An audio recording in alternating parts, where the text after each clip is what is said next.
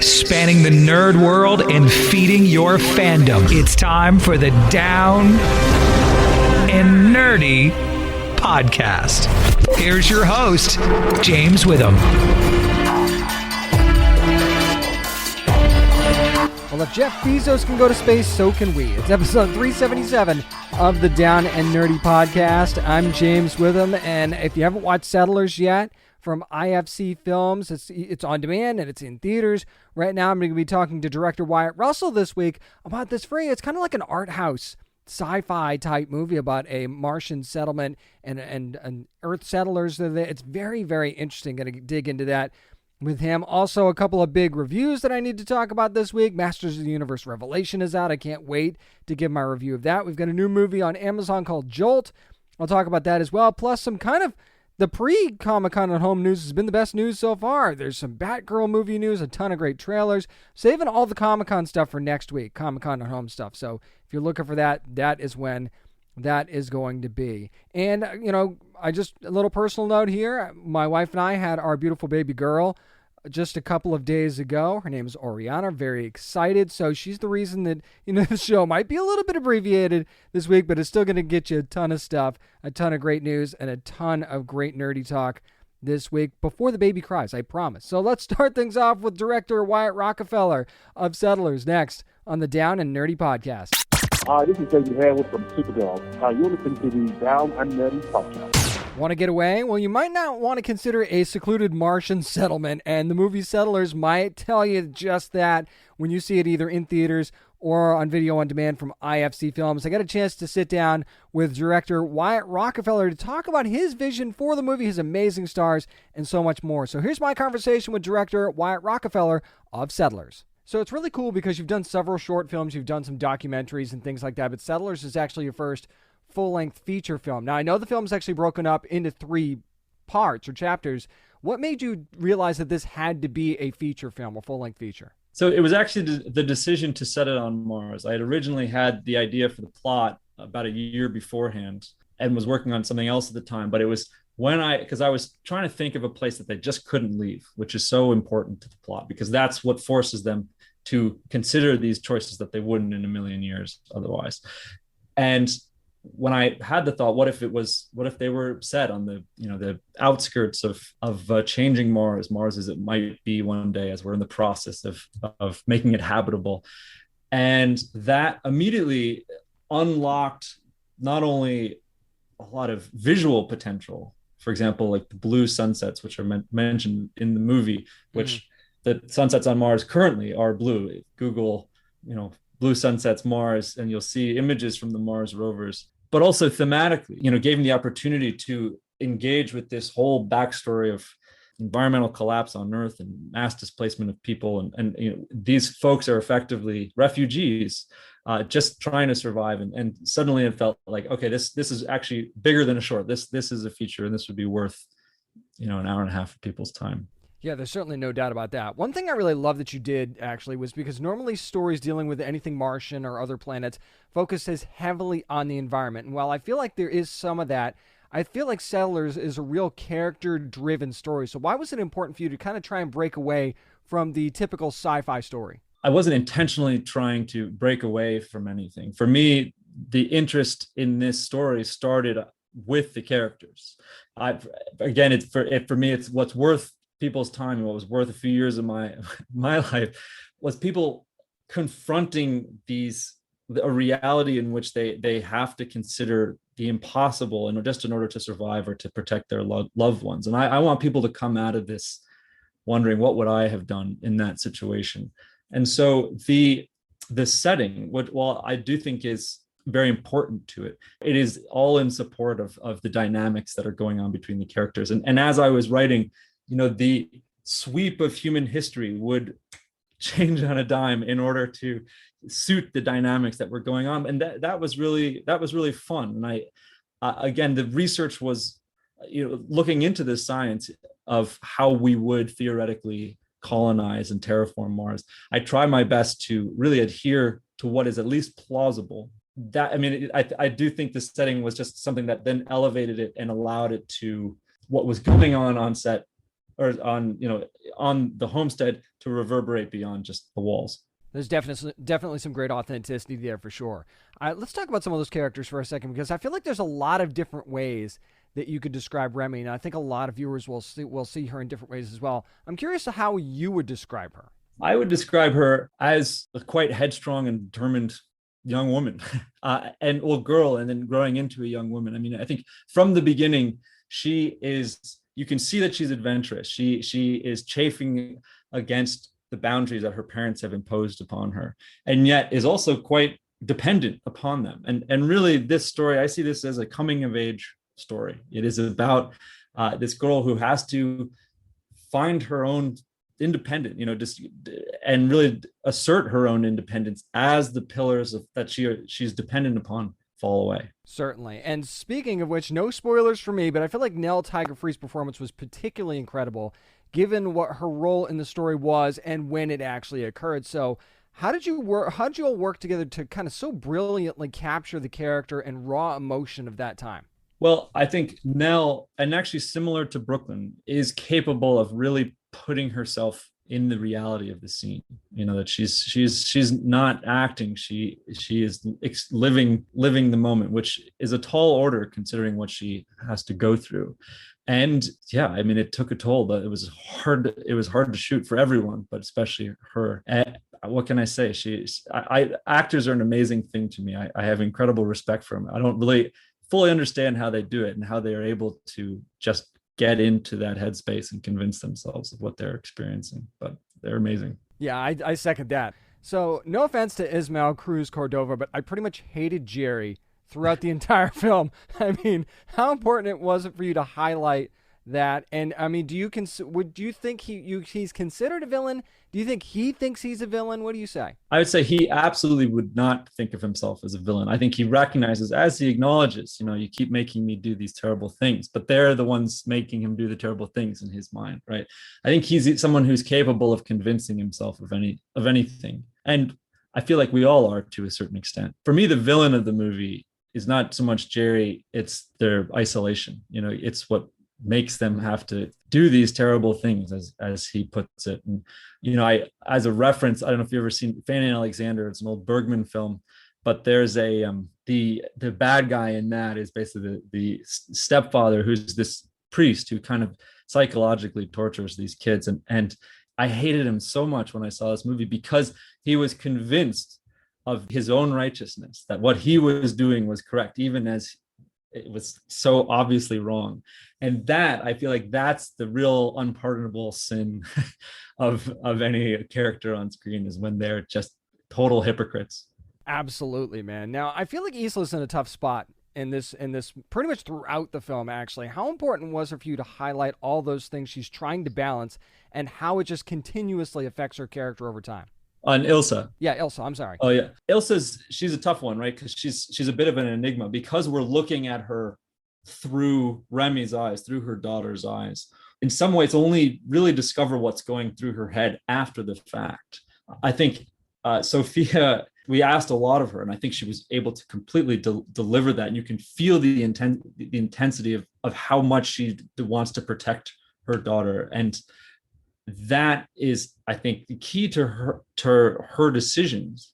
At the same time, I don't think we fully understand what's going through her head until much later in the movie, when Remy, when she's older, is put in a similar position to what Ilsa, to what her mother was put in, and only then realizes, oh, that's what she was dealing with. That's what was going through her head. That's how she felt. Really quickly, Wyatt, before I let you go, no spoilers, but could we see more maybe in the future? Yeah, so I do have the contours of a longer story where she goes next. So it would be great to be able to explore further with her. Ooh, well, before you get into those contours, you have to get into this first story first. So Settlers premieres Friday, July the 23rd in theaters and on demand. It's director Wyatt Rockefeller. Thank you so much for joining me, man. I appreciate it. Hey, thank you. And when you see some of the amazing performances and what some of these characters have to go through in this movie, again, it's going to be one of those things that makes you think, like, would I do this? How would I have reacted in this situation?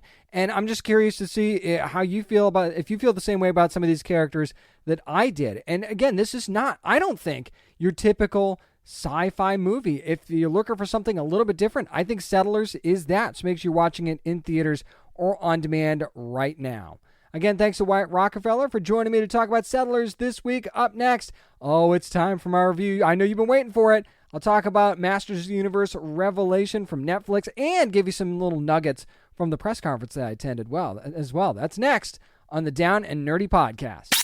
Hi, this is Griffin Newman from The Tick, and you're listening to the Down and Nerdy Podcast. The power returns, and the power is here. Masters of the Universe Revelation has finally arrived on Netflix, at least the first part.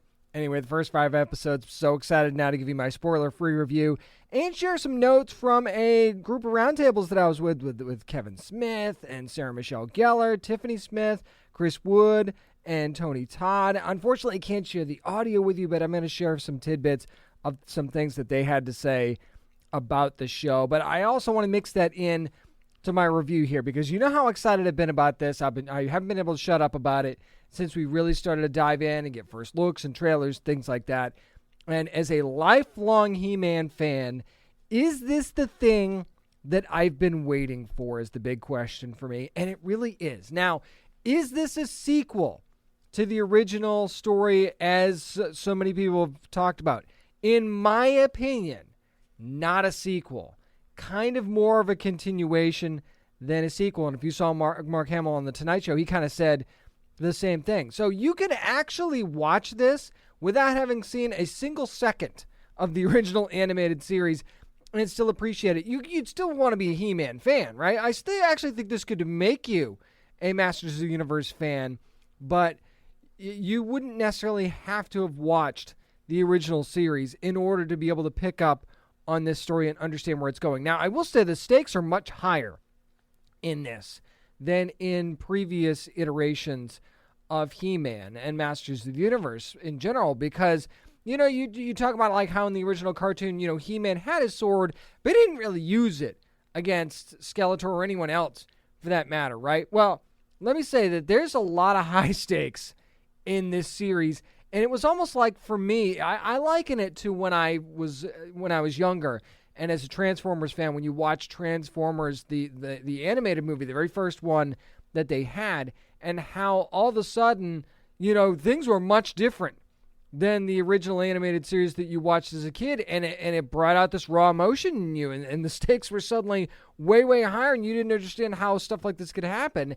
That's how I feel about Masters of the Universe Revelation. Even as an adult, I had that visceral reaction to it when I saw what was going on with some of these characters. So the stakes definitely raised in Masters of the Universe Revelation, no doubt about that. And not to mention, it's gorgeous because it's Powerhouse Animation Studios, and all they know how to do is make stunning, visually appealing animated series, and especially for something like this for Masters of the Universe.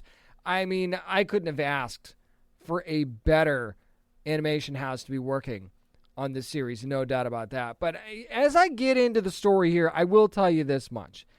This is very much, this first part anyway, I won't say it's not He-Man's story, because it certainly is.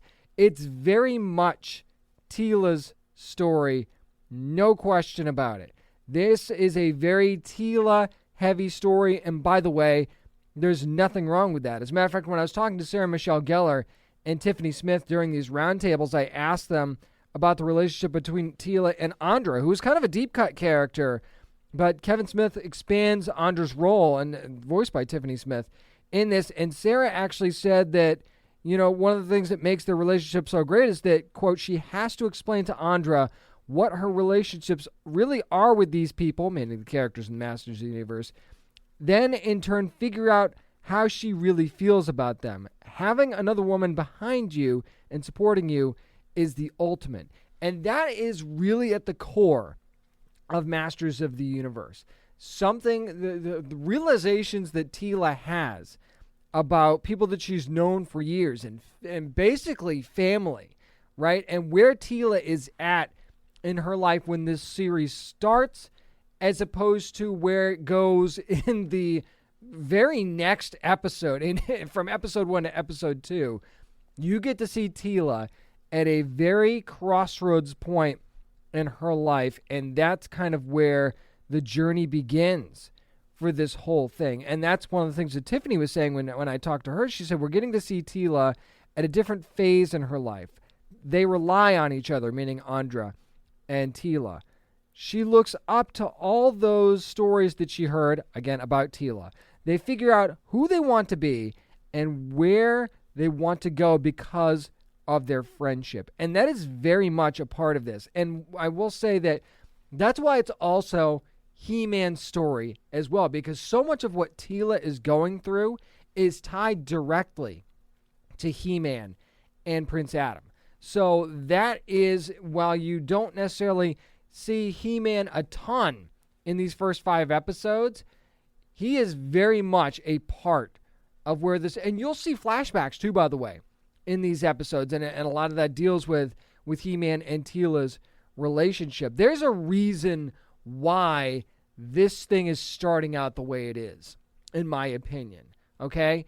And I don't want you to be turned off by this because you're like, well, if He-Man's not a heavy presence in every episode, then I'm not watching this. You've destroyed my childhood. No.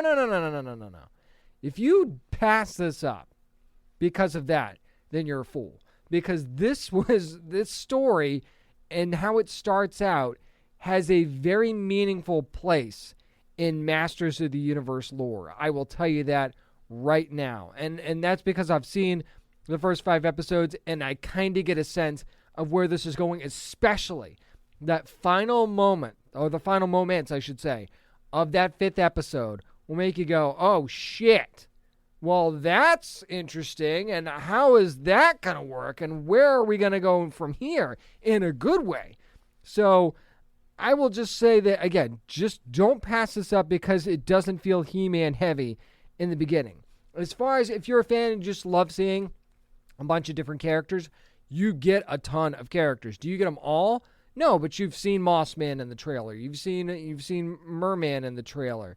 You've seen Triclops in the trailer, right? You've seen a lot of these different characters. You see Scareglow, and then Scareglow was only ever a toy. We finally get a meaningful Scareglow moment on screen for Masters of the Universe Revelation. As a matter of fact, for my money, he's got the coolest action scene in the whole first 5 episodes. Quite frankly, I'm not even kidding about that. I actually asked Tony Todd about that because he voiced Scareglow.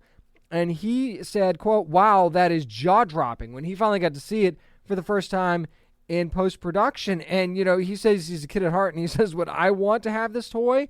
Yes, I do. And even Kevin Smith admitted during these interviews that, this is very much Mattel wants to sell toys. And this new Masters of the Universe figure line that's coming out is also gorgeous as well. And can you blame Mattel for wanting to sell the toys? And I want a lot of these toys. I want as many of these as possible, actually. But you get to see plenty of characters that you've loved from He-Man over the years in Masters of the Universe. So and everybody has a little bit of a moment in this. Some more than others, but everybody has a little bit of a moment. But there are some characters that we've yet to see that I hope we see in the next several episodes. But I have to say, as somebody who always loved Orko, not sure why, but always loved Orko, what Kevin Smith does with Orko in this series is incredible for me. And you want to talk about a character finally getting their due.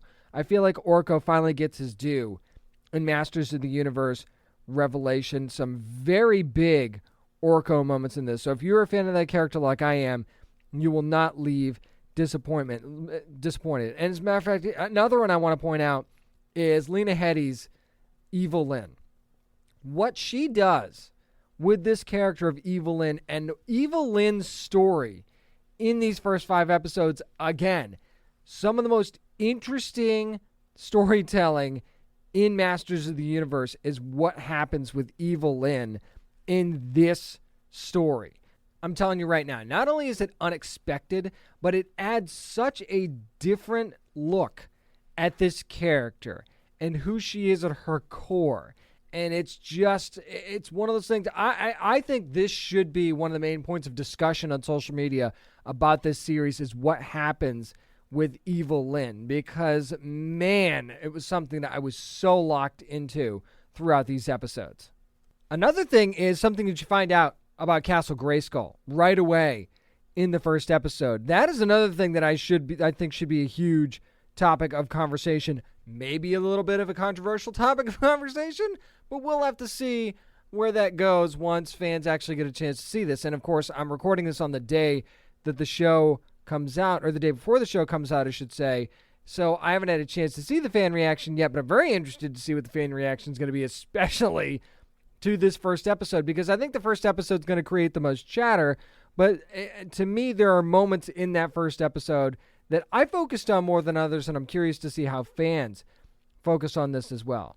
And then there's Skeletor, and that's one of the things I wanted to ask Kevin Smith about, because, you get Mark Hamill to play Skeletor, right? And apparently Kevin didn't have to be. They went to Kevin and said, "Can you get him?" And Kevin's like, "I didn't have to get him because Mark was already into it." He told the story about how Mark was calling around years ago trying to get Castle Grayskull for his kids for Christmas. So he was calling everyone he could to try to get in contact with Mattel to get one of these things. And this is like peak Luke Skywalker, Mark Hamill, trying to get one of these things. So he's been a fan of the show from the very beginning, he enjoyed it with his kids. But he also talked about how everyone had a deep love for this franchise, especially Mark. And by the way, Kevin says that Mark's all over part 2, episodes 6 through 10. He said, quote, "It's the Mark Hamill show. He chews the scenery." And if you know Kevin Smith, that is high praise and just what you could expect coming up in part 2. But he also talked about how so many of the cast had such a personal connection to this franchise of Masters of the Universe. He said, quote, "Made all doors fly wide open." Everybody in this wanted to be in this, wanted to do this. When I was talking to Chris Wood, you saw the Masters of the Universe figures behind him when I was talking to him. He had a Castle Grayskull next to him as well, and you could just see it in the eyes of this cast when I was talking to them. Everybody had such a deep love for this franchise and wanted to do justice by these characters. That to me is the core of what makes these episodes work. Not just the stunning animation from Powerhouse, not just the fact that Kevin Smith clearly has a deep love for this franchise as well. Everybody wanted to do their absolute best and bring the best story that they could for Masters of the Universe with Masters of the Universe Revelation on Netflix, and I think that they absolutely accomplished that. Make sure you are watching it. Let's discuss it. Tweet me at DownandNerdy757. You want to talk about this show? Let's talk about it, because I've got some thoughts that we could share. We can even share some spoilers on social media. I just don't want to do it here for anybody that hasn't had a chance to dive in yet. But go into this with an open mind. You will like it if you give it a chance. Don't listen to the "you killed my childhood" crowd, okay? That's ridiculous. You will enjoy this series, and you will like the fact that they're taking some characters in directions that you might not expect. Because let me tell you, there's a lot of big surprises in Masters of the Universe Revelation that I really think you're going to dig. That's going to do it for my spoiler-free review of Masters of the Universe Revelation Part 1. And again, thanks to Netflix for letting me be a part of the roundtables with the cast and Kevin Smith as well. Up next, a pretty interesting new movie just hit Amazon Prime Video. We'll talk about Jolt, starring Kate Beckinsale, next on the Down and Nerdy Podcast. Hi, this is Martin Garrow, creator and executive producer of Blind Spot, and you're listening to the Down and Nerdy Podcast. This one might shock you. It's time for my spoiler-free review of Jolt, which is a brand new movie on Amazon Prime Video, which is now streaming. Like I said, spoiler-free, and basically this centers around a character named Lindy, and she's got this very unique anger management problem. Think of it as uncontrollable rage. The only thing that actually controls it is this vest that she wears that kind of is lined with these electrodes, and she shocks herself, and that's what kind of helps, kind of bring her down from it. And the gist of what happens here is she hasn't been in a relationship for a while because obviously she feels like she can't, and then she finally falls for a guy, and he gets murdered, and the revenge game is on. Now, I will say this. This is the Kate Beckinsale show. No doubt about that. Now, I say show. This is a movie.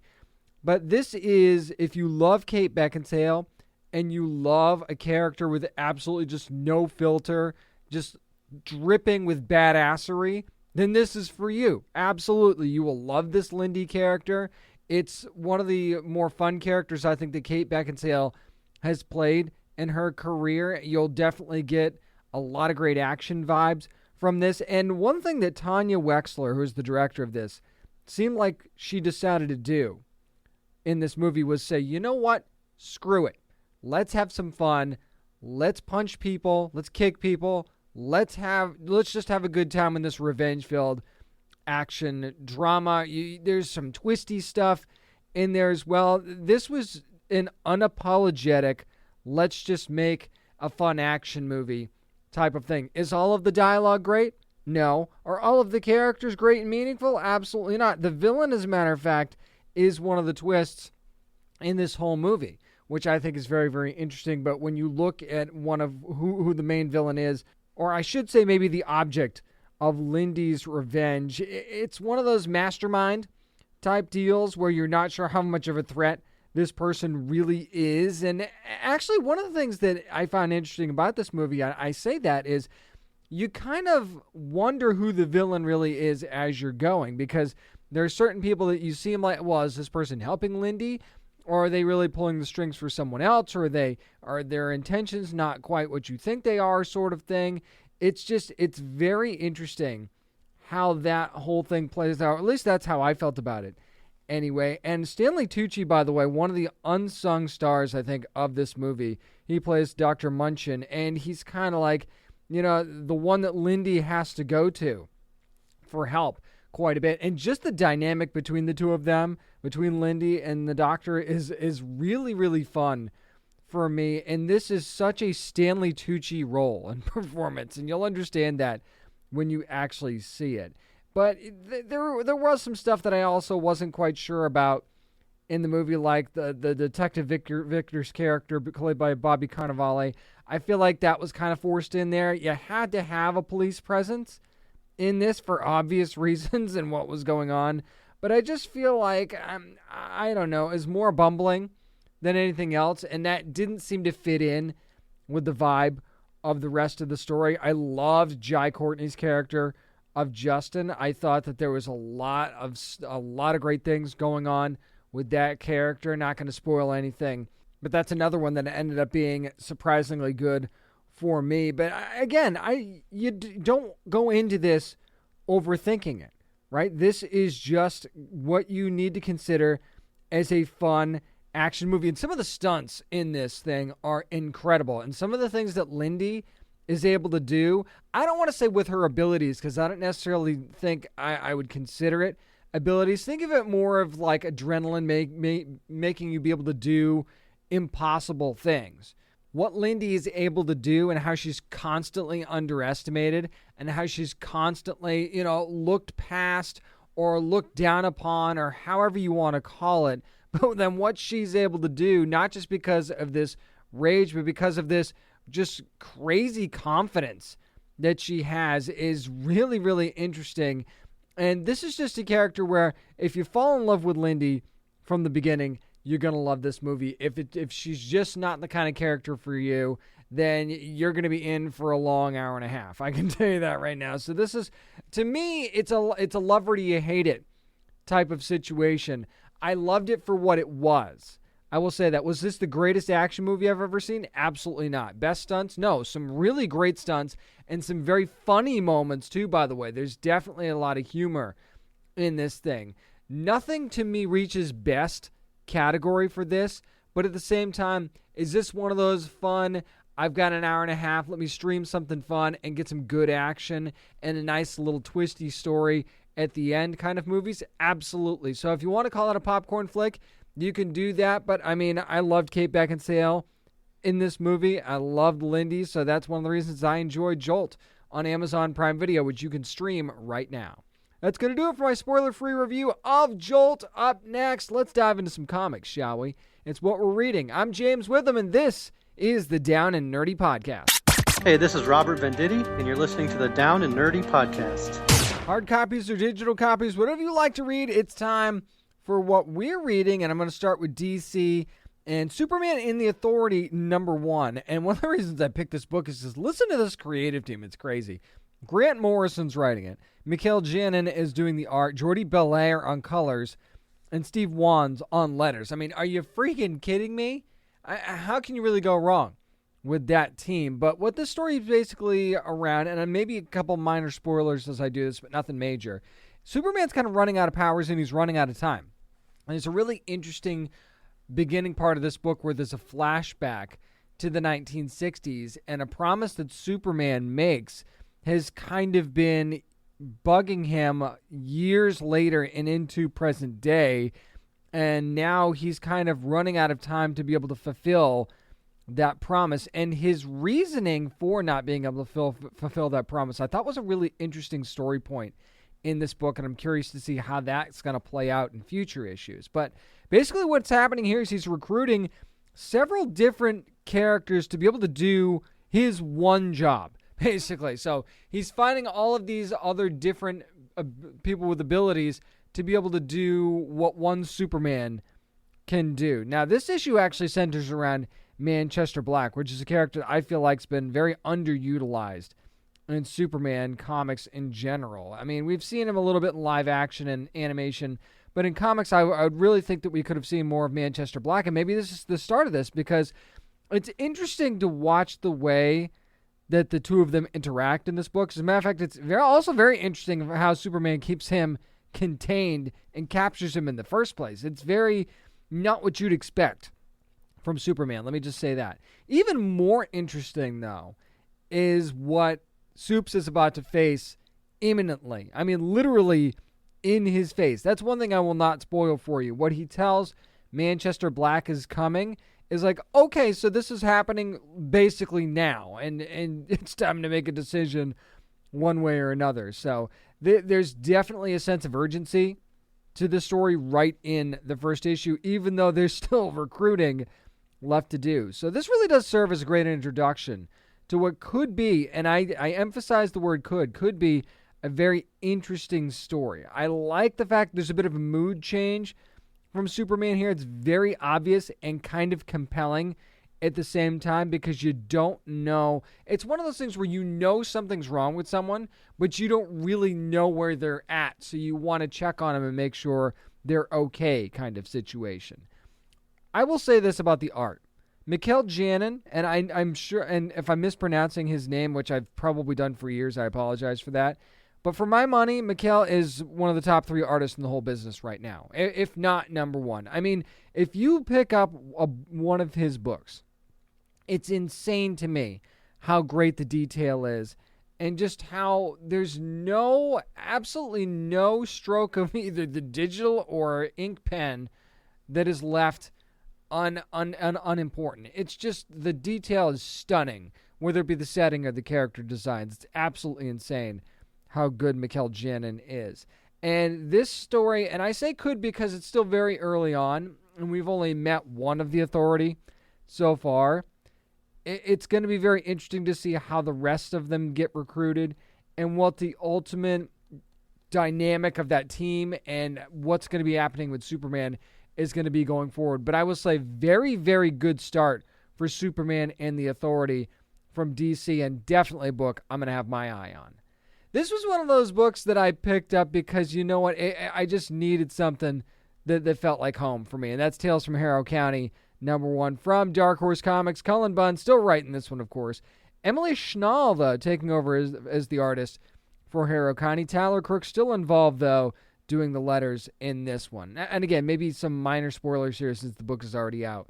But it's very clear, though, if you're a Harrow County fan, you got to be caught up here.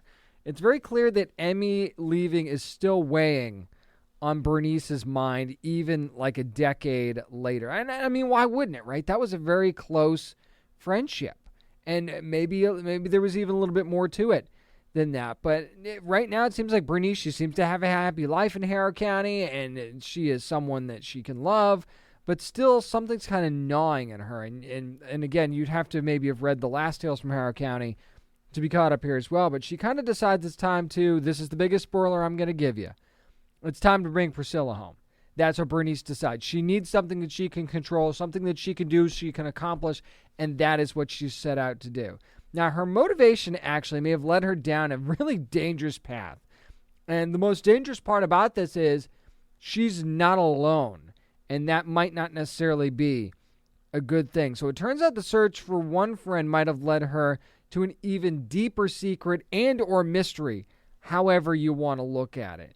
And that, to me, and just Bernice's mindset from the start of this issue to where we're at the end of this first issue, I think is very, very compelling.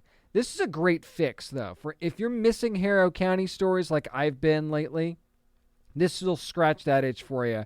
Absolutely. The vibe is still there, but the story seems fresh at the same time, so it doesn't feel like it is a continuation, but it doesn't feel like you're reading something that you've been reading forever. But it still feels like home.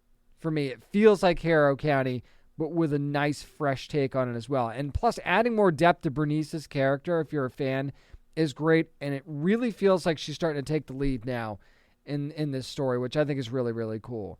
As far as Schnall's art goes, I mean, she's able to capture the world perfectly, both honoring it, but at the same time adding these really interesting enhancements to get those details popped up even a little bit more in this story, which I think is really, really cool. So as a big Harrow County fan, bravo, can't wait to read the rest of this one. Tales from Harrow County, Fair Folk, #1 from Dark Horse Comics. That's going to do it for what we're reading. Up next, is there some interesting early Comic-Con at home news? We'll find out on the Down and Nerdy Podcast. Hey, I'm Trey Romano from DC's Stargirl, and you're listening to Down and Nerdy Podcast. It's time for Barbara to have her turn. It's time for nerd news. And as far as I'm concerned, the big news of the week came from Deadline this week that first reported that Leslie Grace is cast as Barbara Gordon / Batgirl for the upcoming live-action movie. Now, you might remember Leslie from In the Heights, another Warner Brothers movie that just came out recently. She was kind of one of the breakout stars of that movie. Apparently, she nailed the audition, and here she is now as Batgirl in a movie that we've been waiting for what, like 3 years? That it was last announced, and there's been director changes and things like that, and now it is finally happening, and we know that it's going to be directed by Adil El Arbi and Bilal Fallah that are going to be directing this thing. The script's going to be done by Christina Hodson, and Kristen Burr announced as a producer. But the big news, I mean, hey, of course, is that Leslie Grace is Batgirl. I'm not going to sit here and tell you I know a ton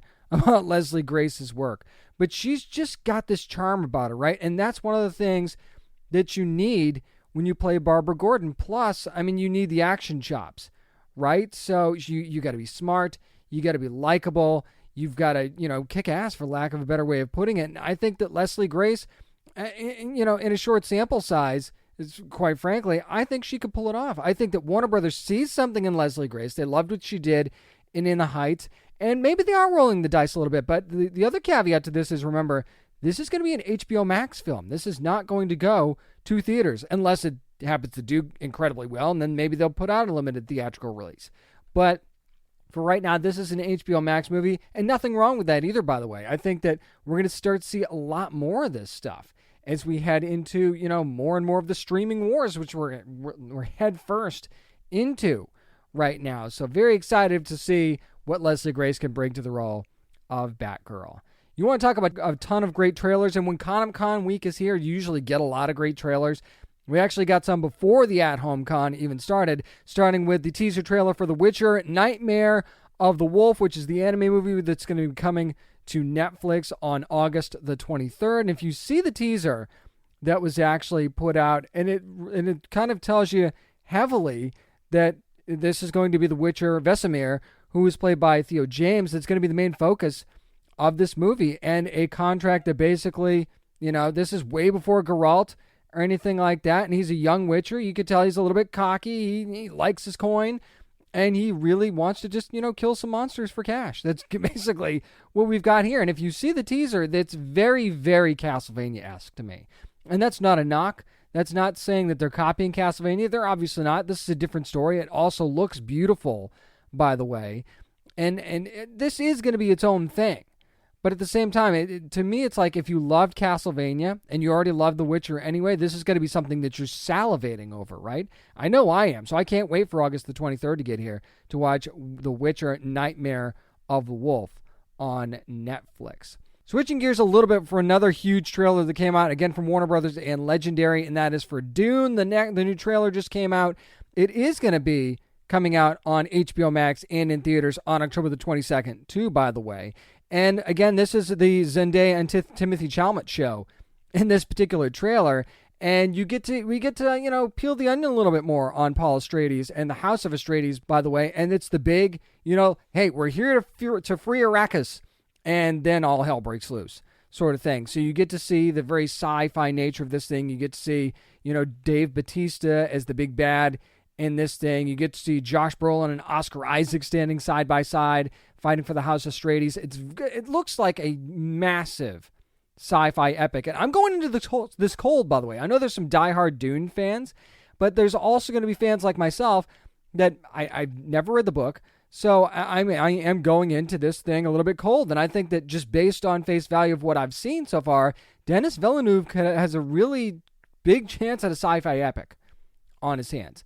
I think that that's where we're at with this second Dune trailer. I was much more impressed by this second trailer than I was by the first one. So I was already looking forward to this anyway. I'm very happy because now I have 3 kids at home that this is going to be on HBO Max and make it a little bit easier for me to see it. But this does feel like one of those movies that if you can see it in theaters and if you feel comfortable going to a theater to see this thing, I think that this would just pop on the big screen. Here's something that I never thought I would say. That is Matt Damon and Ben Affleck starring in a movie in 14th century France. That's where it's set. Oh, Adam Driver too, by the way. I'm talking about the Last Duel trailer that's out. And this is basically a fight for a woman's honor, for lack of a better way of putting it. And Jodie Comer's the woman in question here. You might remember from her from Killing Eve. And Ridley Scott, who's going to be the director of this thing, said that, she looks like she's perfect for this role. And she plays Marguerite de Carouge, and that is the wife of Matt Damon's character, Jean de Carouge, who is, his honor's called into question because his wife says that Adam Driver's character of Jacques Legris came in, attacked her, and it certainly looks that way in the trailer, right? And the basis of this is she lying or is she not? But does it even matter because the power of men trumps all of that? And if they want to fight each other and be idiots, then they can do that, basically. So it's the fight for a woman's honor, or how much is she willing to fight for herself and for her truth? Basically, that's kind of what's lying in the underbelly of this thing. And this is, by the way, based on a true story, by the way. So I think that this is one that's really going to get you thinking, and it's really going to cause some discussion. If you went to see this with a group of friends or something like that, you go back to the 100 Years' War where this is set, and you get to kind of dig into this thing a little bit. And remember, again, when you go into this, that we're talking about the 14th century of France. So that absolutely matters when you're talking about when the story is set and everything. And once again, we'll also see this one in October, too. This is going to be October the 15th. So a little bit of a week before Dune. So a big month for movies is going to be in October for sure. Really quickly, I also want to talk about the trailer for Heels, the wrestling drama that's going to be coming to Starz on August 15th. And yes, Stephen Amell going to be starring in this one with Alexander Ludwig. They play brothers, and their dad ran this classic wrestling promotion in a small town in Georgia. And now they're kind of the ones that are going to be carrying the flag for this thing. And you see that there's just as much drama in the ring as there is outside the ring with the two brothers and in the whole town, as a matter of fact, and their families as well. And by the way, this was created by executive producer of the Loki series, Michael Waldron, and Mike O'Malley is the showrunner. And there's just all kinds of, if you're a wrestling fan, like I am, a grown up loving wrestling my entire life, not so much right now because it's not as good right now, but anyway, this is the wrestling drama that I've been waiting for as a series. I mean, we had The Wrestler with Mickey Rourke not too long ago. That was a great movie. I've been waiting for a series to really dive into a story like this and of a small-town wrestling promotion, because wrestling was built on small-town promotions, if you're not a fan.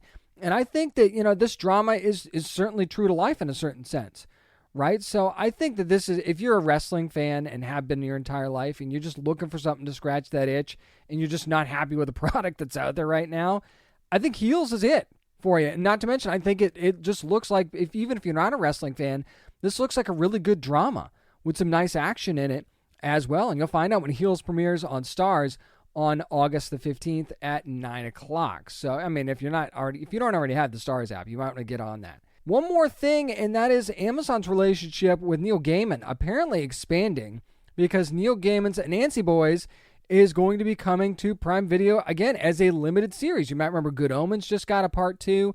Now we've got a part 1 of Nancy Boys. And if you're not familiar with this, this is the adaptation of a novel from Neil Gaiman, and it tells the story of Charlie Nancy, who, he's used to being embarrassed by his dad. His dad dies, but then he discovers that his dad was actually Anansi, the trickster god of stories, and he learns that he has a brother as well, and his brother, Spider, is now entering Charlie's life, and again, there will be some hijinks there for sure. Now, this is just announced, not going to start filming until the end of this year, but, we're inching closer to being able to find out a little bit more, although this idea's been kicking around since like the mid-90s from Neil Gaiman, so he's been wanting to do this thing for a long, long time. And no, this is not connected to American Gods. This isn't a spinoff. This isn't a sequel. This is going to be its own standalone thing. I know it kind of seems like it would be in that wheelhouse, but it's not. So when we find out when the release date for this thing is going to be,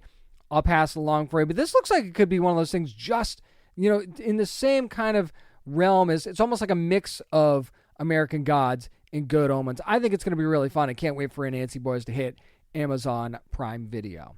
That's going to do it for this week's edition of the Down and Nerdy Podcast. Again, I want to thank director Wyatt Rockefeller for joining me this week to talk about Settlers, which you could see in theaters right now and on demand, wherever you like to get your on-demand movies. It is a very, very interesting, again, thought-provoking sci-fi drama. And there's way more to it than you think. And there's a lot of tension there as well. So buckle up when you're watching this one. Make sure you follow along with us as well at downandnerdypodcast.com, also on social media at downandnerdy757 on Twitter and on Instagram at downandnerdy on Facebook. Gonna have another great show for you this week. I'm gonna go enjoy some time with my wife, my sons, and our brand new baby girl. Thank you so much for supporting the show, as you always do. I really, really appreciate that. It's your support makes it so I can do what I love and enjoy time with my family at the same time. So I just cannot thank you guys enough for that. And remember one thing, you never have to apologize for being a nerd. So let your fan flag fly and be good to your fellow nerds.